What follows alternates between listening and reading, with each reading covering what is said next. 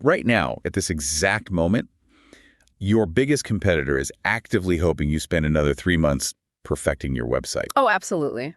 They are banking on it. Right, because while you are, trapped in some boardroom agonizing over font sizes or debating the nuances of your brand messaging. Waiting for those perfect market conditions. Exactly. While you're doing all that, they are out in the market launching a terrible product. Yeah. And they are literally stealing your future customers. Yeah, it is the great silent killer of potential, really. The business world is just littered with the corpses of perfect ideas that were, beaten to the market by mediocre ideas that simply had the courage to launch. So welcome to this deep dive. Today, our mission is to figure out the hidden physics of why brilliant ideas just rot on whiteboards. And, more importantly, how to completely rewire the psychological mechanisms we use to finally bring them into the real world. Yeah, we're pulling our insights today from a really clinical, almost surgically precise piece by Stella Pop. Stella Pop, right. Yeah, they're a management and creative consulting firm. They have over 2 decades of experience diagnosing why founders, executives, and even massive organizations just stall out. And the piece we're looking at is aptly titled, "You Don't Need to Be Perfect to Start." Right. And, it reads like an inspirational poster at first glance. But when you dig into their operational philosophy, it's actually this profound critique of corporate and individual self-sabotage. Yeah, they really expose the exact mechanisms we use to disguise our fear of failure as thoughtful preparation. Which is such a common trap. It really is. We all know the inciting incident, right? You're in the shower or maybe staring out the window on a long flight and the lightning bolt just hits. Best feeling in the world. Oh, totally. For a brief, shining moment, the entire opportunity is perfectly obvious to you. You know the market, you see the gap, you can feel the impact it's going to have. You're probably scribbling it down in a notebook. Your heart is racing. Right. But then the transition happens. You sit down at your desk on Monday morning, and reality just starts aggressively interrogating you. Well, the brain is a really fascinating machine in that moment. When you are standing in the shower or at a whiteboard, you're operating in a consequence-free environment. Yeah, there's no risk. Zero risk. So your brain is flooding your system with dopamine because ideation is inherently rewarding. But the moment you sit down to actually execute, the context shifts. The brain realizes this idea is eventually going to be judged by the market. Exactly. The dopamine just completely cuts off, and cortisol floods the system instead. So your biological threat response kicks in. Precisely.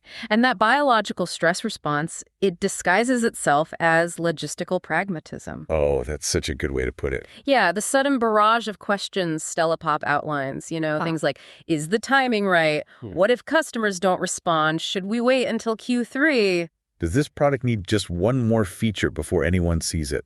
Right. And that isn't strategic thinking. That is your brain trying to protect your ego from social rejection. Wow. The excitement evaporates, and it's replaced by this desperate need for certainty in an inherently uncertain environment. Okay, let's unpack this, because I think we try to look backward at massive empires to find that certainty.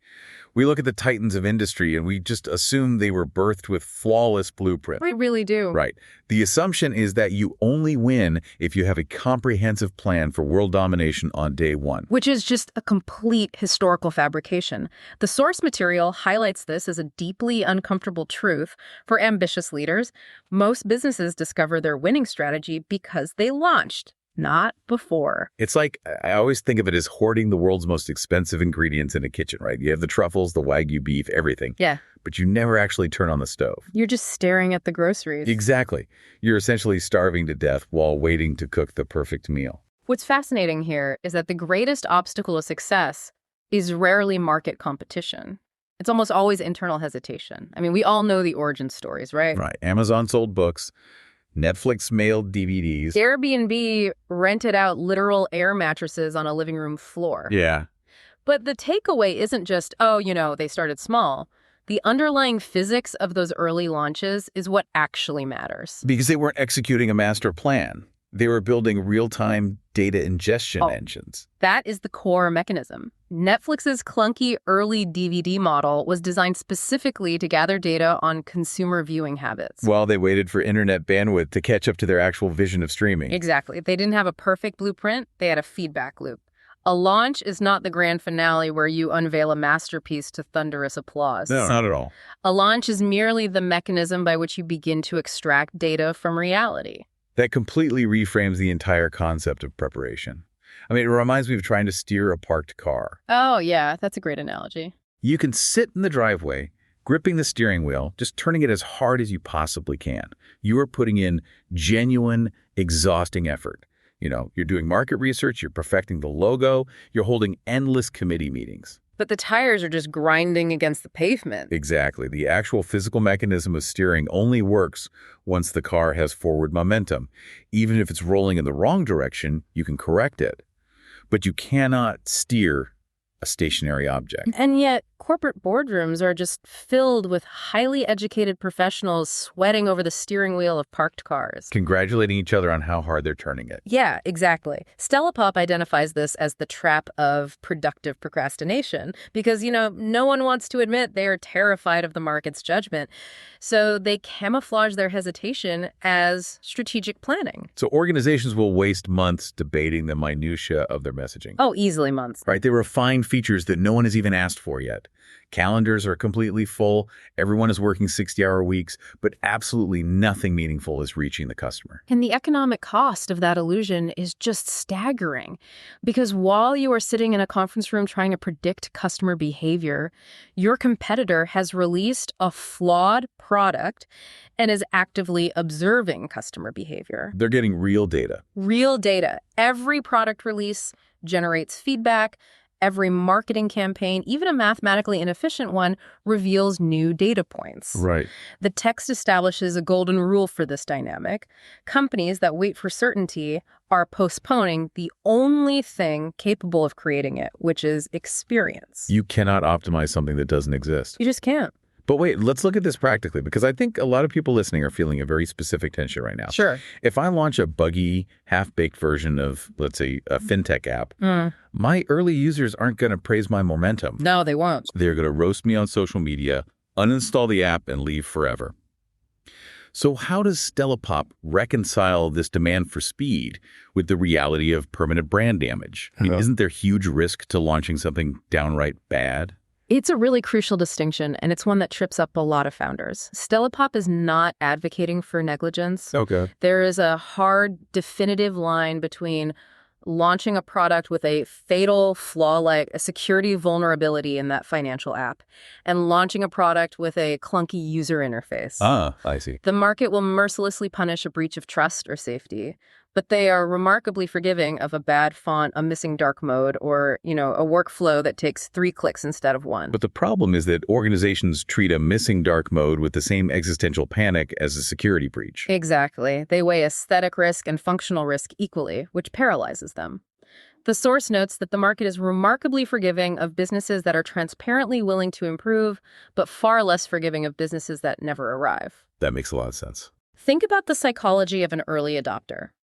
If you launch a V1 that is rough around the edges, but it solves a genuine bleeding neck problem for them, and you actively listen to their complaints and push updates, you don't alienate them. You actually build immense loyalty. Yes, you transform them from a passive consumer into a stakeholder. You bring them in on the journey. You give them ownership of the evolution. But if you wait 5 years in total secrecy to build the perfect, flawless product, by the time you emerge, someone else has already solved their problem imperfectly 3 years ago. Right. The market doesn't care about the perfect product locked inside your hard drive. No, it only cares about the imperfect product currently in its hands. Historically, though, we had a very convenient physical barrier to hide behind.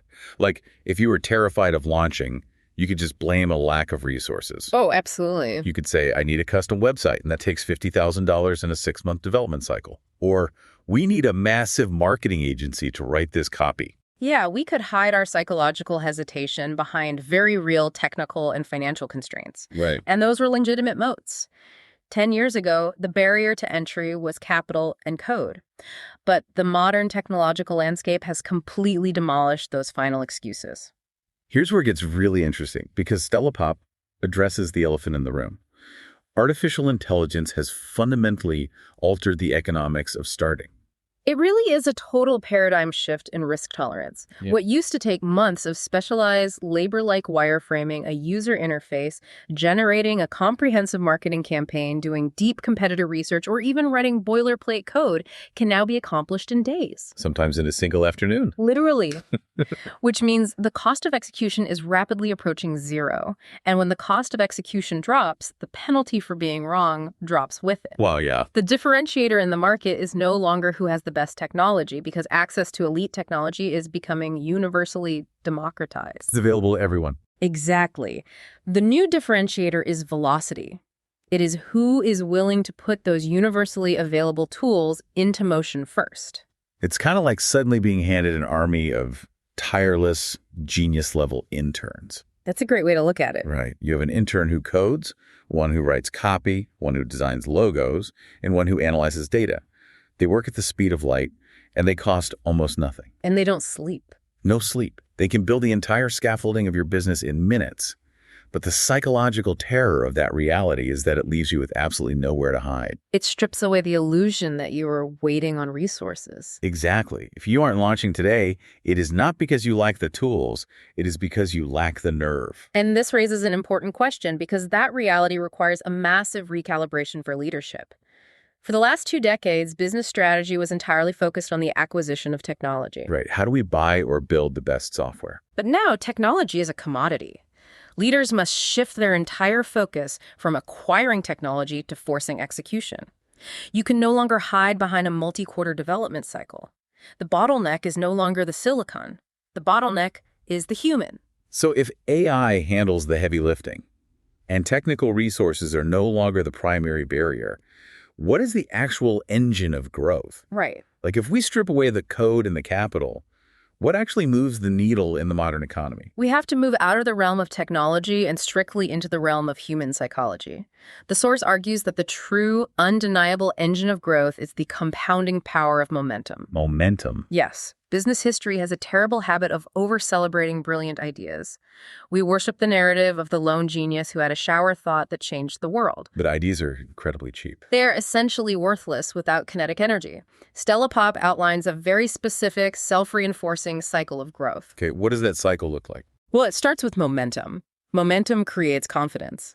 That confidence lowers the perceived risk of failure, which then encourages experimentation. And the experimentation produces real-world insight. Exactly. And that insight improves the next round of execution. Which brings us back to the neuroscience of hitting publish.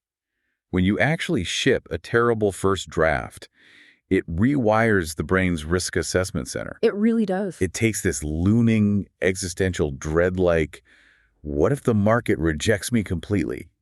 And turns it into a highly specific, solvable, tactical problem. You go from a theoretical fear to a practical puzzle. Right. Suddenly the problem isn't, will I be a failure? The problem is the conversion rate on the landing page is 1.2%. Let's tweak the headline. You collapse the quantum wave of anxiety into a measurable data point, and that cycle feeds on itself. It repeats and compounds until outsiders look at the company and say, wow, what an overnight success. But the architecture of an overnight success is usually just the accumulation of hundreds of small, uncomfortable starts. Always. One blog post becomes an audience of 50. One beta tester becomes 100 paying customers. One flawed feature becomes a robust platform. When you look backwards from the finish line, the path always appears totally inevitable and perfectly planned. Right, it looks like a straight line. But looking forward from day one, it always begins with one agonizing decision to just step into the unknown. Stella Pop actually uses a visual analogy for this that is incredibly striking. They ask you to consider a single wooden match, just a tiny, fragile stick of wood. I love this analogy so much. It's so good. It is the perfect representation of latent potential. Because inside that tiny stick is tremendous, literally explosive energy. It holds the capacity for heat, light, and warmth. It could start a campfire that keeps you from freezing to death in a forest. But none of that potential is real. It remains entirely theoretical until you introduce one specific element, friction. Friction. Without it, it's just a piece of wood. And business strategies operate under the exact same laws of physics. A brilliant strategy hidden inside a meticulously designed PowerPoint deck creates zero value for the world. A revolutionary application sitting in a private development sandbox helps zero customers. Exactly. A genius marketing concept locked inside the echo chamber of a brainstorming session never builds a brand. Right.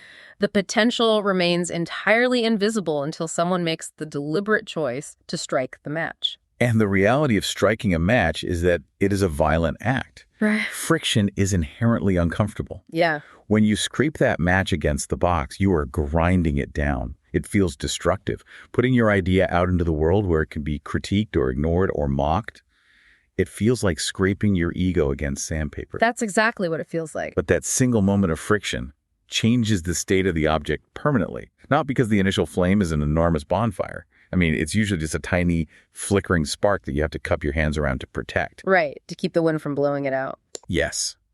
But it matters because the flame finally exists in reality. And if we connect this to the bigger picture, applying that to Stella Pop's broader operational philosophy means that starting can no longer be viewed as a one-time milestone. It's not just a launch day. No, it isn't a box you check off at the end of a 6-month roadmap. Starting has to become the fundamental operating system of the organization. Wow. The businesses that dominate their sectors are the ones willing to continuously move through the friction. They launch, they measure the reaction, they listen to the data, they improve the product, and then they strike the next match. It is a complete inversion of how we are taught to work in school. We are taught to study for months, take the test once, and get a final grade. But the market doesn't work like that. Not at all. The market is an open book test where you can submit your answers 1,000 times a day and adjust based on what the teacher marks wrong. Exactly. Every marketing campaign begins with pressing publish before the copy feels totally bulletproof. Every client relationship begins with sending the email before you have the perfect pitch. Yes. Every massive company begins with the decision to stop preparing and start building. The illusion of the perfect time is the ultimate defense mechanism. Oh, there's always going to be an excuse. Always. The market will dip, a competitor will announce a rival product, a key employee will quit, or, you'll find a typo in your slide deck. Right. The conditions will always be flawed, but the market heavily discounts preparation and places a massive premium on action. So what does this all mean? Bringing all of this back to you, the listener. Yeah. If you are actively looking for a logical reason to delay that project you've been sitting on, you will always find one. Your brain will readily supply you with a very rational-sounding excuse to stay in the driveway and keep turning the steering wheel of that parked car. It will feel incredibly logical. But business history and the underlying physics of growth prove that the market will forgive your rough edges if you are relentlessly committed to improving them. What it will not do is reward a flawless concept that never actually arrived. That next massive breakthrough you're searching for. It is not hiding in another strategy session. It's not waiting at the bottom of another cup of coffee. And it is certainly not waiting at the end of another quarter of competitive analysis. No, it is waiting on the exact opposite side of your first highly uncomfortable step. The secret was never hidden. The secret is simply starting. Which leaves us with one final implication of the source material to really consider. We spent a lot of time discussing the wooden match and how the only thing holding back its immense potential is a tiny bit of friction. Right. Well, if you look at your own notebooks, your own whiteboards, your own unlit matches, what if the friction you are avoiding isn't actually a lack of preparation? What if it has nothing to do with needing more time or more capital or a clearer blueprint? What if the friction is simply the fear of letting go of your own ego? Wow. What exactly would you be capable of launching tomorrow if you finally accepted that your very first attempt is supposed to be a rough draft?